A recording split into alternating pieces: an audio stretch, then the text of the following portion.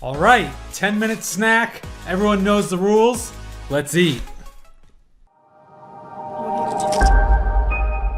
Okay, today I have the pleasure of having Dr. Al Danenberg with me. He is professionally a periodontist.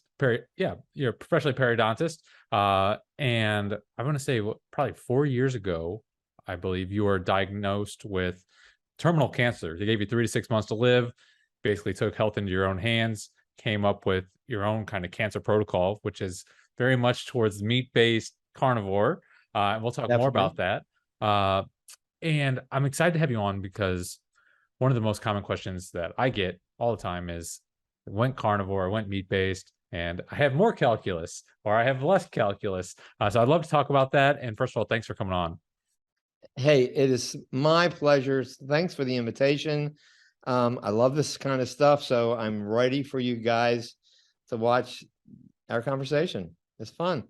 So I'd love to dive in. Maybe we should start with the definition because some people Okay. confuse plaque, calculus, and then we also got like pellicle and biofilm. So maybe we start there, clarify some of the terms before we dive into calculus. Okay, so let me just tell you, I am controversial, which I love.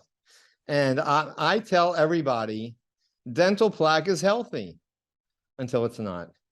That biofilm between the gum and the tooth is there for purposes that function in three specific ways at least. Number one, this consortium of microbes live together in harmony, and it provides, number one, peroxide, creates peroxide to kill off potentially pathogenic bacteria that want to get into the area where the gum meets the tooth, to get under the gum. It also has chemical buffers to keep the pH at 5.5. Now, this is interesting. If the pH is 5.5 and more basic, then you can't get tooth decay. If it's 5.5 or less for an extended period of time, you can get tooth decay or demineralization. So the dental plaque prevents tooth decay. Come on, guys. You don't want to remove this stuff. And also, it's a gatekeeper. It allows minerals to get into the root surface to remineralize surfaces that are necessary. It's kind of funny when people think about, I'm going to take a mouth rinse or use a toothpaste that have some exotic minerals, and all of a sudden you're going to remineralize the tooth.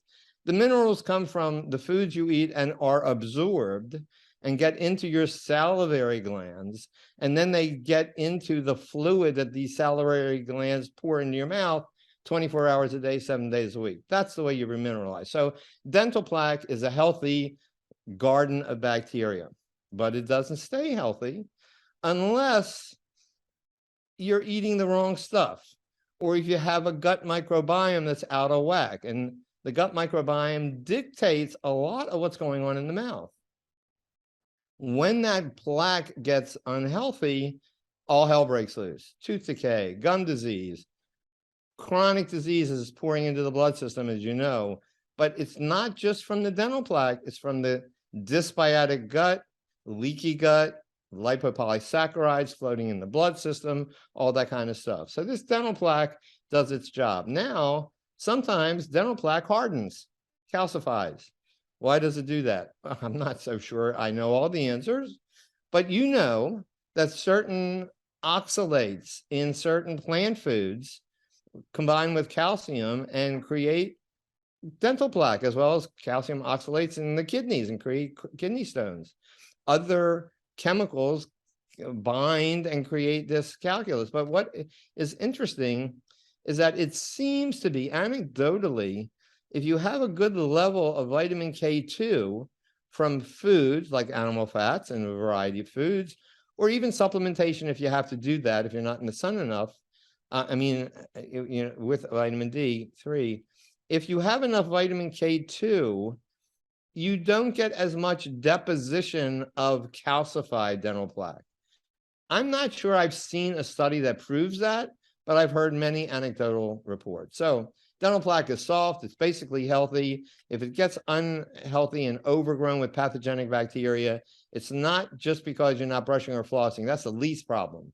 It's because the foods that you're eating are crappy, your gut microbiome is crappy, and your immune system has been somewhat dysfunctional. Does that help? That helps a lot. And I think so in terms of calculus, would you also say we can have calculus deposits? Now that's when plaque is Right. hardened. We have calculus that is pathogenic as well as calculus that is not pathogenic. Would you say that is true? Absolutely. So, there is a human jaw specimen from about 300,000 years ago. If you believe in evolution, this is one of the first Homo sapiens. And that jaw is amazing. First of all the natural teeth are there. There's severe wear on the occlusal surfaces, which means this guy or gal has been chewing food for a long time. So that person is not young. All the third molars are there. And interestingly, there's no evidence of tooth decay in the teeth, no evidence of bone destruction around the roots of the teeth, but there's junk deposited between the teeth, which is calcified dental plaque. So how can that happen if dental plaque and or calculus is inflammatory and pathogenic? It's not. It only is pathogenic when everything else that I mentioned earlier is in play. And then when this plaque becomes calculus and it gets under the gum loaded with pathogenic bacteria, that's the problem. Got it. Okay. So we can have I'll just say healthy calculus. We can have unhealthy calculus. Correct. Now, this is where I think some of the mystery of dental calculus lies. And like you said you may not have all the answers. I don't think anyone has all the answers, but it's something that bothers me about dental calculus is the body tends to do something for a reason. And so I'm looking like, why would the body make healthy calculus? Let's just say, is it a protective mechanism? Is there a point to it? And so I was wondering if you had an answer as to why. And it's not just humans. I mean, I've done some comparative anatomy research in this area. Mm-hmm. Domesticated animals as well as wild animals alike in various species also develop calculus to varying degrees. It tends to be worse for when we domesticate them, but even wild animals also get it. So I'm wondering, why is nature designed to, for these? I think it's a protective covering. I think the soft biofilm of dental plaque is protective. And as a calcified structure forms, again, it's protective. Nothing is going to get beyond that wall that's being built up. Now, it can be uncomfortable. It can be unsightly. If you have supragingival or calculus that's above the gum line that you can visually see, which is relatively non-pathogenic, but it's something you don't like cosmetically and you have it removed, no big deal, But I think it is a protective mechanism. That's my intuition. And one of the things where I first started thinking about this, it goes back when I was in dental school. I had a patient, I believe he was in his 60s, first time like ever going to the dentist, and it was just like a mountain of calculus on his teeth. And after I think 3 visits, maybe it was 4 visits, each one 3 hours, me just sweating, getting this stuff off. There's no decay under it, no periodontal disease. I'm like, how is this possible? And all the training is like, he's in very poor oral health. Once I got all that calculus off, it's like, actually, everything's fine under here. You're absolutely correct. And the problem is that the myth is perpetrated by dental offices. And I'm not trying to condemn dentistry. Some dentistry I would condemn. Some dentists are doing a good job, obviously. But the idea that you have to go to a dentist twice a year to remove the unhealthy dental calculus is incorrect. Now, if the calculus is pathogenic, like you mentioned, it's under the gum, like you mentioned, causing periodontitis, like we haven't gotten to, but it's a deep inflammation under the gum, infection under the gum that erodes the bone. Calculus under the gum is like a splinter in your finger. You, Kevin, very healthy guy, if you get a splinter in your finger, and I'm sure you're going to have inflammation, 100%. But it doesn't go away because you're eating carnivore. It goes away because you're removing the splinter from your finger. And then the carnivore diet heals it. So the splinter has to be removed. If it's deep under the gum, you have to remove it. Scaling and root planing, perfect. Even better, a good laser procedure that understands, the practitioner understands and is trained to remove material that's deposited on the roots and regenerate jawbone that's been destroyed by certain lasers with a certain wavelength. Patient-friendly procedure, that's the way to go. In addition, by the way, in addition to changing that diet and getting the gut healthy. Yep, 100% agree there. Regarding people who maybe they switch to a carnivore diet and they're seeing more calculus buildup, maybe it's not pathogenic like we've been talking about, but if they wanted to, let's just what would you advise them? Would you say, just go to the dentist to get it cleaned off if it's bothering them?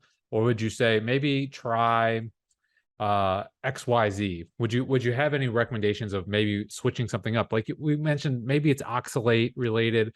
I've read about potential calcium and phosphorus balance and ratios. Coffee exacerbates it. Dairy is particularly interesting to me because many people said once they quit dairy, the calculus decreased significantly. What did you experience with your raw dairy experiment, by the way? I have been fairly consistent with regard to calculus, where I form small calculus over time, but it never accumulates very much. And with or without dairy, I have not seen a difference. Well, I would just relate to that statement. In days gone by, when I was a junk eater, most of us were, and a very unhealthy guy, still a dentist, because you never learn about nutrition in dental school, for example. So I had lots of subgingival supragingival calculus, the calculus that you can see, especially inside the lower incisors, and I could feel it with my tongue. And every time I had a dental cleaning, it was heavy. And then when I went into the carnivore-ish way of eating, it's very rare. I mean, I get deposits, but it's very rare. Yeah. I do think for the person that is questioning what's going on, again, I don't have the real answer, but certainly oxalates if they are in their food system. Some people eat only meat and they don't eat organs, which is a terrible thing in my opinion. And they eat a lot of protein and not very much animal fat. That's really wrong. So they may need to reproportion their grams of animal fat to the grams of protein, in my way of thinking. And I lean towards the paleomedicine concept that you need 2 grams of fat and 1 gram of protein, and eat when you're hungry and drink when you're thirsty to satisfaction. But I think that might help.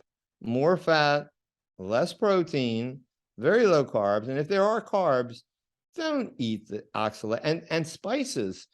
Turmeric, everybody loves turmeric. Theoretically, it's anti-inflammatory. It's one of the highest oxalate spices. A lot of people like chocolate, one of the highest oxalate ingredients. Cinnamon, high in oxalates. You got to be aware of these oxalates that you're consuming and how it gets absorbed in the body and how it gets removed from the body. It's a very slow process. Mm-hmm. So a couple of research studies that I pulled up prior to this that I found very interesting. It relates to what you're talking about, the macros. One of the studies was done, let me pull it up here, in 1996 by Lilly. It says, since diets high in protein increase oral alkalinity, the presence of calculus is often interpreted as suggestive of a protein-rich diet. As they said, these alkaline promotes calculus buildup. And then in another study, however, high calculus rates have also been associated with high consumption of carbohydrates. This is in this 1999 and 2000 study. So I'm like, okay, high protein diets are causing a buildup of calculus potentially. High carbohydrates diets are, to me, it's like, maybe we just need to have a higher percentage of fat. I think exactly what you're saying. The fat is the critical element. All the fat soluble vitamins are in the fat. It has to be the right fat. So we're not talking about vegetable oils. Even olive oil and avocado oil is not 100% monosaturated. If you look at the breakdown, there is linoleic acid, not a high amount, but maybe 12% linoleic acid in these oils. This is not a healthy oil. They're highly processed. These are not saturated fats that are very important for the body, the human body.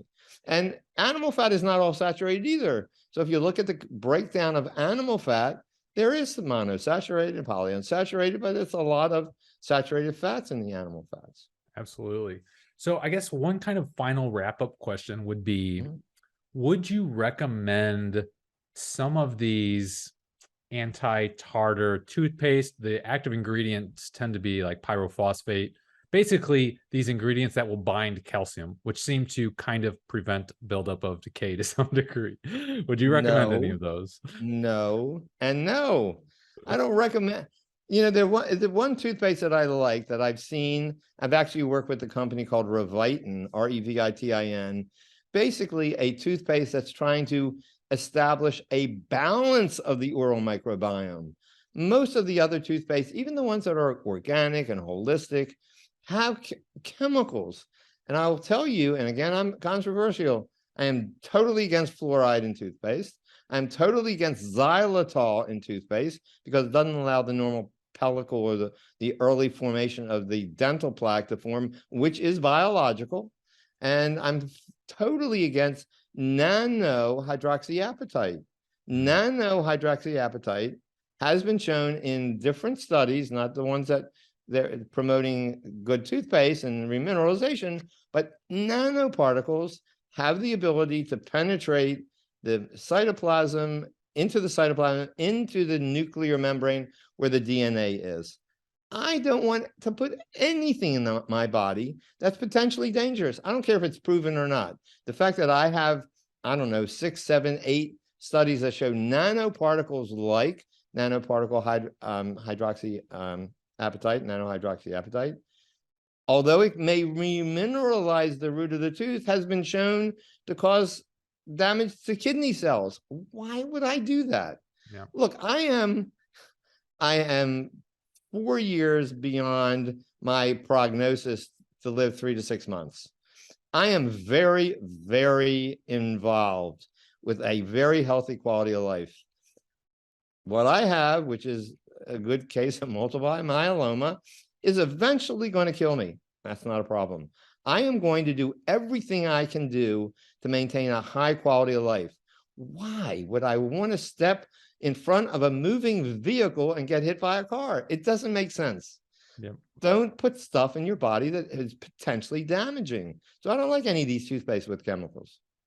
You say it's controversial, like you're controversial, but to me, everything you're saying makes, I hate to say common sense, but it Yeah, just but like, talk to the dentists in the I world know, today, I and they know. and they think that I'm a charlatan. I know. I hear you. If you say avoid fluoride in the dental space, you're basically considered a quack because Right. I mean, I think you agree, I agree. The research seems like if you put it on topical, yeah, it can harden tooth structure, but at what cost, I think Right. is not what is appreciated. And you've never gotten to the source of the problem. Exactly. Sugar, come on. The little powdered sugar you're putting on your strawberries, not necessary. You got to start thinking of what's going on. And it's not a deep dive to figure it out, but you have to start figuring out. Connecting the dots is fun. And I think I've connected a lot of dots. I think you have too, and your outlook on life is, I think not only common sense, but it's inspiring to me, and I'm sure probably many other people as well. Where you truly just you get the worst sentencing you can. You take a positive outlook. You take health into your own hands, and look, that 3 to 6 month prognosis is now 4 years and counting. So, Right. and you appear to be doing absolutely Well, I fantastic. feel great. I feel great. And I don't know if you know enough about multiple myeloma. The biggest problem with my disease is that it tends to erode bones internally, makes the bones more fragile, like severe osteoporosis. So I can literally bend over in the wrong direction and crack a bone, which I've done.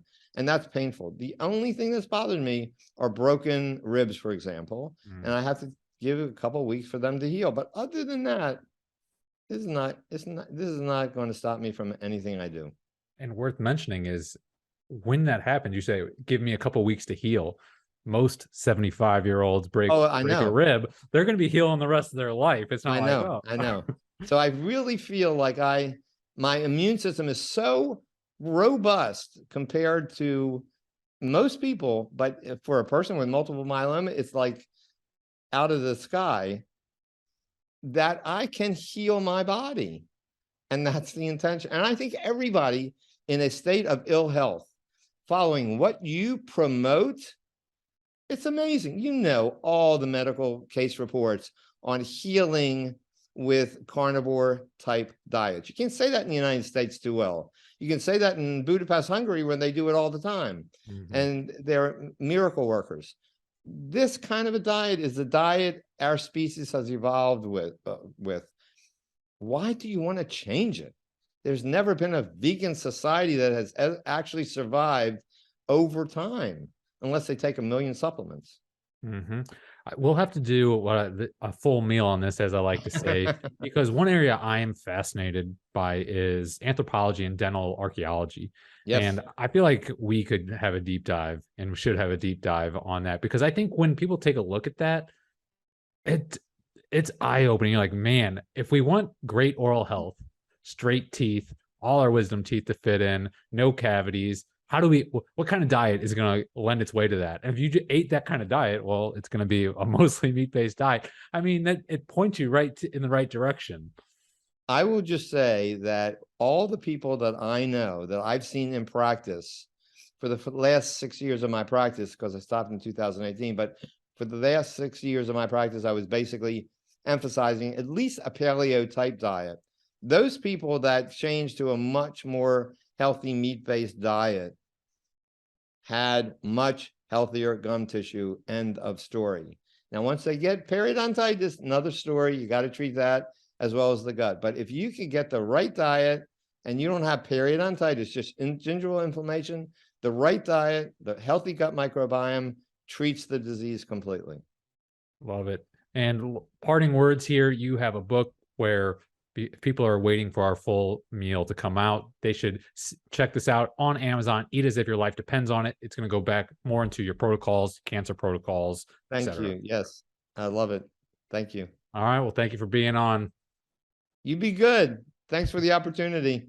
Absolutely. Snack time's over. Did you enjoy the snack? If so, drop me a comment. Let me know if we should dive deeper and do a full meal on this topic.